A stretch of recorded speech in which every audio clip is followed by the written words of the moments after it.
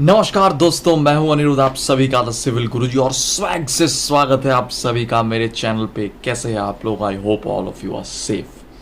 So in this particular small video, I'm going to discuss mainly the departments in which basically the EAC, after clearing EAC, the IAS officers will be recruited, and also the salaries and the other benefits that they are going to have, and also the period of promotion. कितने साल बाद promotion होता है, कौन से post में promotion होता है, etcetera etcetera. All this things we are going to discuss in this small video. So stay tuned till the end of this video. And if you are new to this channel, a subscription would be phenomenal.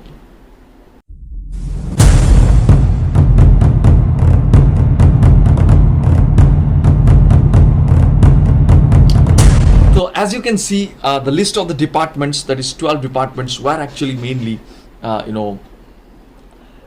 across all the departments, the people are normally recruited. That is your Central Power Engineering Services, Indian Telecommunication Service, Indian Navy Armament Service, Border Road Organization Service. Obviously civil और electrical का यहाँ पे ज़्यादा ज़रूरत होगा. Central Engineering Service for Roads, Central Water Engineering, Geological Survey of India, Indian Ordnance Factory, Indian Supply Service, Defence Service Engineering Corps, central electrical and mechanical service, यहाँ पे साफ साफ लिखा हो रहा है electrical and mechanical, and Indian army engineering service में सारे लोग इंक्लूडेड है, सिविल, इलेक्ट्रिकल, मैकेनिकल, इलेक्ट्रॉनिक्स भी. So this are the departments normally where people after clearing EAC got selected. तो सर फर्स्ट जब कोई जाता है as IAS officer, so the post in which he joins is actually the assistant executive engineer और assistant director. ये post में वो पहले ज्वाइन करते हैं. आफ्टर दैट सर, और उसके जब वो ज्वाइन करते हैं तो उसके जो इन हैंड सैलरी होती है, I will talk about the other benefits later. तो उसकी जो इन हैंड सैलरी होती है that is 55,000 plus. Earlier before the 7th pay commission it was around 42,000. तो अभी ये बढ़ के हो गया है 55,000. That is the in hand salary sir. अब आप सोचो 55,000 सर, इतना बड़ा सर हम पोस्ट में जा रहे हैं IAS ऑफिसर. अभी मैं बताने वाला हूँ सर जो बाकी बेनिफिट्स है. ओके, तो then if you just add those things up, तब आपको समझ में आएगा सर कि एक्चुअल सैलरी जो है वो कितना ज़्यादा है. ओके, तो firstly talking about the post and the promotions. After that I will talk about the respective salaries also. तो फर्स्ट आप सर असिस्टेंट एग्जीक्यूटिव इंजीनियर और असिस्टेंट डायरेक्टर के पोस्ट में ज्वाइन करोगे. After 3-4 years based on your performance, actually किसी का जल्दी जल्दी होता है लेकिन मिनिमम 3 से 4 साल तो लगता ही है, मिनिमम मैं बता रहा हूँ. You will be promoted to executive engineer और a director. Normally sir executive engineering होते हैं मोस्टली. ओके, लेकिन ये पूरा का पूरा डिपेंड करता है कि पहले 3-4 साल, कभी कभी नॉर्मली 5 साल भी लग जाता है किसी किसी का. What has been your performance. Okay, third point is actually sir, जब आप ये एग्जीक्यूटिव इंजीनियर के पोस्ट में चले गए तो your salary, your basic pay is going to be, your basic pay जो है सर, जो पे स्केल हम बोलते हैं, that is going to remain the same. But sir the grade pay जो हम बोलते हैं, that will see an increment of 20%. Grade pay जो सर होता है, that is going to see an increment of around 20% लगभग इंक्रीमेंट उसमें होगा ग्रेड पे में. Okay, after that sir basic pay और the pay scale is still the same. After that sir completing 13 years of service, 13 साल के बाद sir you will be actually eligible, you are eligible to be promoted to the joint general manager और chief engineer level 2. तो mainly sir joint general manager या फिर chief engineer level 2 पे ही ज़्यादातर promoted होते हैं. But again that complete depends upon the performance. After 13 years you are just eligible to get promoted. जरूरी नहीं है कि आप प्रोमोटेड हो जाओगे 13 साल बाद. बेसिक जो पे स्केल है sir, that is also showing a jump, बहुत ज़्यादा सा जंप करेगा. That is going to jump almost twice, double हो जाता है सर यहाँ पे.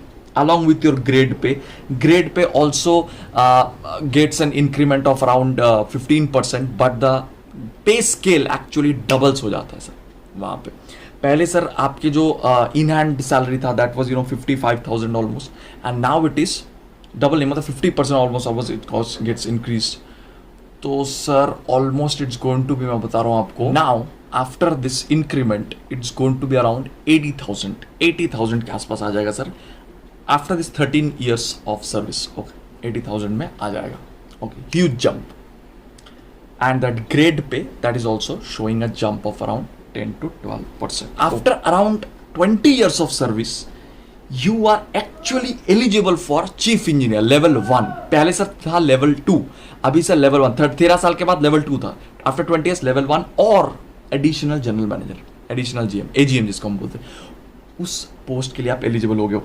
Now sir when you are selected for that AGM post, तो ऑलमोस्ट योर सैलरी और द ग्रेड पे only increases a little bit, but the pay scale that does not increase that much. I have seen many people actually who are retiring in this particular post itself, that is your AGM, additional general manager, या फिर chief engineer. इसी post पे वो retire कर लेते हैं, because the next promotion that happens is after completing at least 30 years. क्या बोला मैं? at least 30 years based on your performance. That is your sir senior general manager. तो जब आप सर सीनियर जनरल मैनेजर बन जाते हो, again a huge increment in payment also occurs over there. Now this payment actually the jump that is seen is around from 80,000, that was the basic pay over year. After the 7th pay commission ये 80,000 से बढ़कर हो जाएगा आपके लिए around 1,10,000. Around 1,10,000, that is the basic पे. इसके साथ सर आपके DA है, आपके grade pay, etcetera, all this things will be there, and additional benefits तो है ही सर, उसके बारे में बताऊंगा. Okay, this is after 30 years of your service at least. Here also I would say 20% of the people they retire. 20% almost people they retire actually in this. Very few people who are actually joining as a fresher, एकदम मानो कि below 25 years age who are joining, they are actually eligible to serve for 34 years or more, or whenever you are eligible to serve for more than 34 years, you are eligible for the post of the last one, that is your managing director or chairperson sir. ये सबसे ज़्यादा prestigious post होते हैं, governing body का एकदम post होता है. ये MD और चेयरपर्सन, कैबिनेट सेक्रेटरी ग्रेड का ये चीज़ होता है. Here also huge amount of पे scale increment occurs, but very few people can actually achieve that last stage. मतलब मैं बहुत सारे लोगों को देख चुका हूँ, मतलब आप समझ रहे हो, लास्ट अगर 1 साल में भी वो कर पा रहे, वो normally people stay in this post for not more than 1 to 2 years, but retiring as an MD or retiring as the earlier post, that is your general manager or chief engineer, it is a huge difference in the later on pension schemes and also जो भी sir benefits आपको बाद में मिलने वाला है ना, उसमें भी बहुत ज़्यादा फर्क आ जाता है sir, due to this one reason. That is one of the important facts. Now sir, let me tell you what are the additional benefits that along with his salaries an IAS officer enjoys. Firstly sir, residential जो quarters है. Normally sir तो quarter आपको provide किया जाता है, but in case it's not available, तो sir उस case में आपको आपकी जो बेसिक पे है उसके एक परसेंटेज दिया जाता है. For example, if you are posted in a big city, normally you are not initially posted in a big city, but मैं बता रहा हूँ बिग सिटी मीन्स मेट्रोपोलिस मतलब है कि सर से मुंबई से चेन्नई से कोलकाता और दिल्ली और something like that, you will be paid 30% of your basic pay. For example, your basic pay is your 60,000. Just मैं example दे रहा हूँ. तो उसका 30% means 18,000. तो 18,000 rupees you will be paid for your room rent or जो भी आप rent लेके रह रहे हो something like that. 18,000 you will be paid for that. If you are looking for big cities but not the metropolis, कोई big cities, कोई बड़ा सा शहर है वहाँ पे, then 20% of it's going to be paid. For example, your basic pay is 60,000, तो उसका 20% means 12,000 rupees will be paid for your room rent purpose as per the expense actually involved, वो दिया जाता है. And suppose you are posted in a village or a very small town, तो there sir 10% of your basic pay. So if your basic pay is 60,000, so 6,000 rupees will be paid as your room rent. Okay. इसके साथ से next is dearness allowance, DA, तो which is depends upon the basically inflation rates, inflation rate के ऊपर depend करके sir वो तो बढ़ते ही जाता है. Third is your leave travel allowance. आपको सर ये मिलने वाला है लीव ट्रैवल अलाउंस और टूर अलाउंस मिलने वाला है sir as an additional incentive. You are going to get that. उसके साथ साथ आपको सर ऑफिशियल व्हीकल दिया जाएगा, और ऑफिशियल व्हीकल से ही नहीं sir, obviously you are going to get also a driver for all time. अच्छा सर, साथ ही साथ सर आपको ग्रेचुइटी भी दी जाएगी, okay, to honour your service. Medical facilities, जितने सारे मेडिकल एक्सपेंसेस आपके इन्वॉल्व हो रहे हैं सारे के सारे रिइम्बर्स्ड हो जाते हैं. वहाँ पे प्रोविडेंट फंड है, एक पर्सनल असिस्टेंट रहेंगे हर दम आपके लिए, एक पियोन रहेगा, एक डोमेस्टिक सर्वेंट रहेंगे जो आपके सारे घर के काम जो भी है वो कर देंगे, so that you can focus only on your duty. And also in case you are taking you are not taking any leave at the end, you can encash that leave.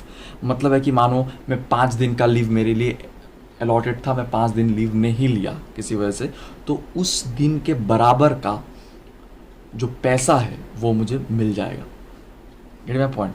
तो sir I can encash that leave, that is also one of the great benefits. तो this are all the salaries, departments and posts, and also the extra benefits that an IAS officer enjoys.